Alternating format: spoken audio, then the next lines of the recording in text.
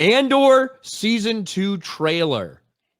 Pretty good reception so far when you look at likes and dislikes. And overall, Andor, it wasn't hugely popular, but it was probably acclaimed by most people as the most most well done thing they've done on Disney Plus. Now, I thought that Andor was well made. I just didn't have too much interest in the character of Cassian Andor himself.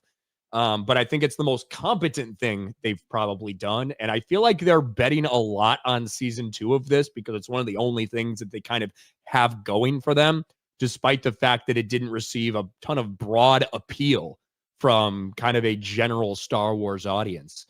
Should we watch the trailer? Sure. It's the most popular Star Wars show that no one watched. How about that? That's a good way to put it. Although I will say this, unlike virtually everything else they've put out, its viewership accelerated towards the end, yes, as opposed to everything else, which fell off like a rock. So we do have to put that out there. We're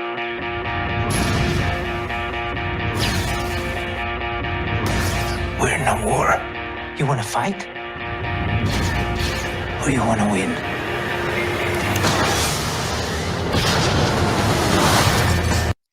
Can we talk about how weird this music is? Music sucks. I don't understand the music that they selected. It doesn't really feel like Star Wars. But horrible. Last night a dream. Oh, it's awful. All our hopes have come to be. The revolution starts now. What a swell party this is. See, Krennic is back, Death Star construction, and we'll talk about the timing of release and all that stuff in a little bit here.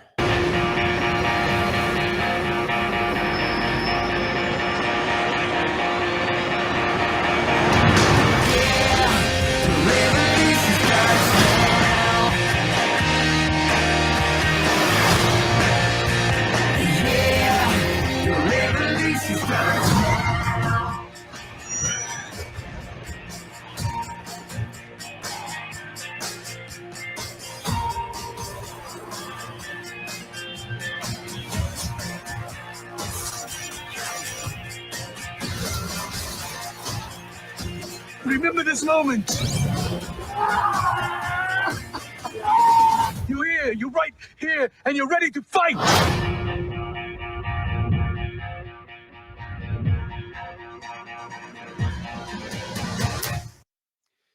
I'll be real. The trailer does like nothing for me. No. And maybe so much of it is because of the music.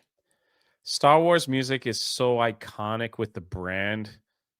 And no matter where you are, if you're walking somewhere, if you're like in a store and you hear like Star Wars music, like it's beautiful.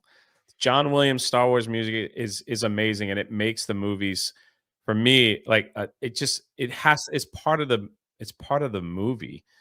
It's part of the brand of Star Wars. This is terrible that are they just saying, hey, we got to like bring in a new hip crowd? So we got to change the music to like maybe try something different because no one's watching our freaking Star Wars show. So maybe if we add some more edgier music, people will be interested in a season 2 of a show about people that die in the movie Rogue One. It's really weird because even from what we saw in Andor season 1, like this music makes no fucking sense for the tone, right, that Andor season 1 had. And I don't think the music probably makes any sense for the tone that Andor season 2 is likely to have either. And I get it. The revolution starts now. You're talking about the rebellion. I get the theming. And I don't think that this should just be bum, bum, ba-da-da-da. I'm not saying you should use the original Star Wars. What I'm saying is this sounds nothing like Star Wars. Right? When you look at, say, the Star Wars, the Old Republic soundtrack, right? Though that's like original music, but it feels like it's all you're part in of that like, universe, right? It's like they took inspiration from the John Williams music and added it to these different outlets. Even like in some of the video games and stuff, And like you said, yeah, it feels like Star Wars. It's just, I don't know what they're trying to do. I guess they're just trying to throw anything at the wall at this point to make it stick, because the viewership, like Ryan has pointed out before, it was like Andor's the lowest viewed show. Then it was the next thing that came out. Then it was Ahsoka was the lowest viewed show. Then it was Acolyte was the lowest viewed. Then his Skeleton Crew didn't even chart. So it's like definitely there's a loss of interest, and people have walked away. So maybe they're just trying to. I don't know what the freak that company's doing, but just even thinking about it gives me a headache because it's just stupid. Yeah, I mean, I think personally, I saw Gary tweeted out this with like All Star from Smash Mouth over top of it. I think we need a little bit of Led Zeppelin over it. I think that would work better. You know, like it would do.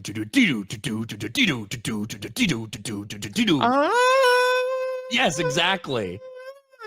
That's what I think that would work better over this, don't you? Maybe. Might as well play that. Did you Especially see what especially if you had a random shot of like Hoth or something in there with snow? I come from the land of the ice and snow. Yeah, exactly. But we did also learn about how it's going to be released, and I think this is probably a good idea by them. One of the things we'd heard about Andor season 2 was that it was going to be that every 3 episodes would almost be like a smaller contained story, and it would take place over 4 years leading up to the events basically of Rogue One, A New Hope, whatever.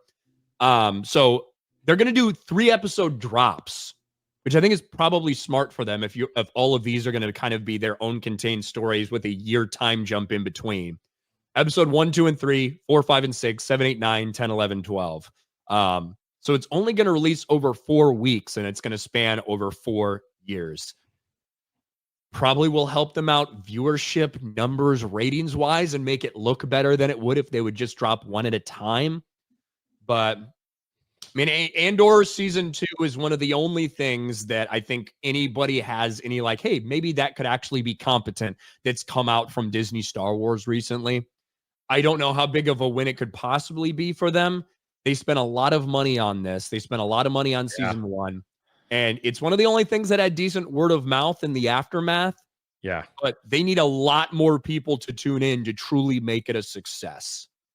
It would be really something if these numbers came in below Skeleton Crew or Acolyte. That's not going to happen for sure. You think? No, it's not going to be under Skeleton Crew, and I would imagine it'll be above the Acolyte. It is interesting that they had like three episodes, because I think like the original Andor, it's almost like it landed on the 3rd episode when things started to change. Because like if you break the original Andor up into 3 pieces, it's the first part is the bank robbery, the second part is the prison, and the last part is the funeral, right? So it's like it has a couple little things here and there. Then like the 3rd episode in, they rob the spoiler. Sorry if you haven't watched it. They rob the bank. Then he just magically gets arrested on the beach and he's thrown in jail. So then there's like jail scenes. Then the 3rd episode in, he breaks away from jail, right? He escapes. Then he's got to get back to his home planet because his mom that kidnapped him from another planet has died. So then they have all this stuff that happened in like the 3rd episode in. The woman who died gave a speech in some hologram video, and that was the end of the episode, or end of the series. So maybe they're doing it that way because like the filler episodes were just very, very boring, and just a lot of dialogue of people just sitting down talking to each other. You just let me vomit all that out, and You're trying to explain it, so. Trying. That's why I'm here. I was just letting you go. Thank you.